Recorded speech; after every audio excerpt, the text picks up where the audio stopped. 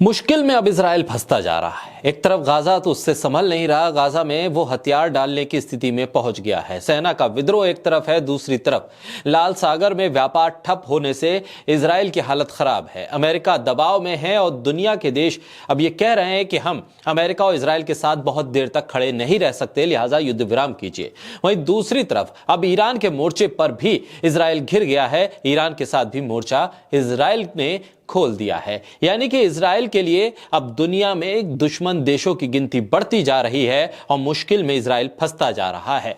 ताजा घटनाक्रम में ईरान ने साफ कर दिया है कि जिस तरह से इजराइल ने उसके सैन्य अधिकारी पर हमला करके उन्हें मौत के घाट उतारा है, इसका बदला लिया जाएगा। बोलता हिंदुस्तान पर मैं हूं आपके साथ मिर्जा शाकिर अली बेग। इजरायली सेना के पूर्व सेना प्रमुख डैन हेलोटस का बयान आया कि हमास के खिलाफ युद्ध में इजराइल हार गया है।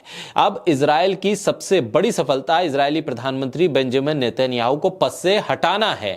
कासिम सुलेमानी की बरसी के मौके पर ईरान के टॉप कमांडर राजी मुसावी की इजराइल ने सीरिया में हत्या करवा दी है। ईरान ने इस पूरे मामले पर कहा है कि इजराइल को भस्म कर देंगे। उल्टी गिनती अब इजराइल की शुरू हो गई है।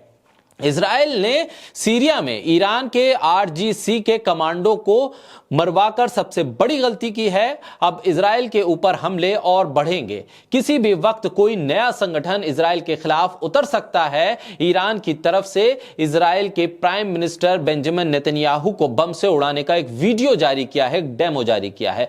राजी मुसावी सीरिया में ईरान के अर्धसैनिक बलों और रिवोल्यूशनरी गार्ड्स के साथ लंबे समय से सलाहकार के तौर पर काम कर रहे थे।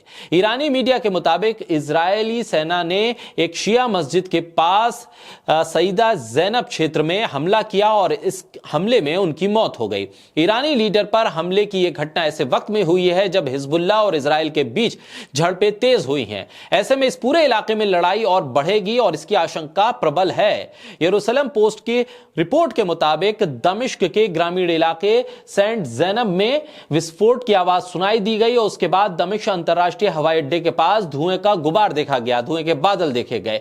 ईरान ने सीरिया की राजधानी दमिश्क में इस्लामिक रिवोल्यूशनरी गार्ड कॉर्प्स के सीनियर कमांडर की हत्या की है और इस पर ईरान ने कड़ी प्रतिक्रिया जाहिर की है। इजराइल के इस हमले पर तीखे हमले की एक तरह से चेतावनी ईरान की तरफ से दी गई है। ईरान ने कहा है कि ब्रिगेडियर जनरल सैयद राजी मुसावी की मौत बेकार नहीं जाएगी, इजराइल को इसकी कीमत चुकानी पड़ेगी। ईरान के राष्ट्रपति इब्राहिम राइसी ने कसम खाई है कि इजराइल से उसके इस कृत्य का वो हिसाब लेंगे और इस पूरे मामले में अब एक नया मोर्चा इजराइल के लिए खुल गया है। ये भारी पड़ने वाला है इजराइल को। ईरान के विदेश मंत्री हुसैन अमीर अब्दुल्लायान ने सोशल मीडिया पर एक पोस्ट में कहा कि तेल अवीव की उल्टी गिनती शुरू हो गई है।